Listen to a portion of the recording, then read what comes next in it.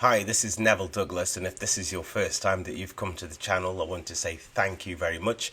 My way of showing my appreciation is if you subscribe down there and press the bell icon, you will get a lot more content in regards to building surveying, building pathology, and what I do as a building surveyor. Briefly, I buy properties for other investors as well, so I look into the issues that they've got. Having said that, in this particular video, it is to do with our apartment and fixing a balcony that was leaking.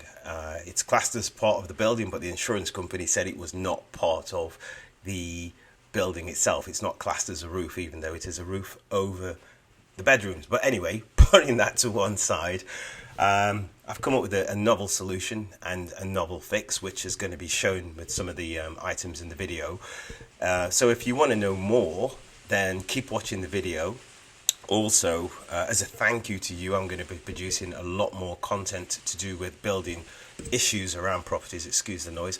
It's currently raining at the moment, so I'm glad I got it fixed. But anyway, that's it. So follow this, look at the journey, look at the solutions. There might be something here that will help you with your solution, with your problem if you are having a problem. And if not, and you know someone that has got a balcony on an apartment and this could help them, then point them to this video and they will get an idea of what they can do.